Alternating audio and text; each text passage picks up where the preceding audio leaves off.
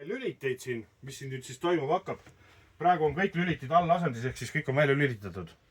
Esimene lüliti on see, mis lülitab sisse 12 voldi süsteemi. Ehk siis kui see lüliti on all, siis me siit näiteks paneme selle tule põlema, aga see ei lähe põlema. Aga kui ma selle lükkan sisse ülesse, see tuli läheb põlema.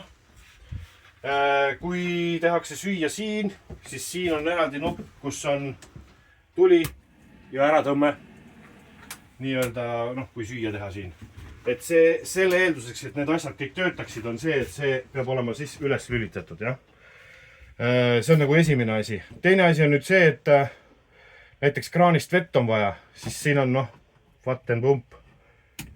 Hakkab tööle, pump töötab, siis tuleb keerata lihtsalt kraan lahti, vesi jookseb. Ja see jookseb ise nii-öelda siis roiske paaki, et seda pärast tühjendada, aga sellega on see, et seda pole vaja enam tühjendada, kui mõlemad paagid on ühe suurused. Kui on see vesi otsa saab, siis tuleb ka see musta veepaak ära tühjendada. Ja siis pump välja järgmise korraga. See viimane asi on nüüd siis see paneeli osa, on kütte osa. Aga ma ei ole kindel, kas seda gaasi on, ja ilmselt töötab elektriga ka, kui siin panna nüüd niimoodi, siis on näiteks kütab mingi 1 kilovatiga. Siit saab siis reguleerida temperatuuri ja siis on seal eraldi nupp, et umbes sooja vett teeks või mingeid asju, aga ma ei tea. Ma arvan, et siin praegu suvel seda asja nagu väga vaja ei lähe, et üritan selle ka välja siis.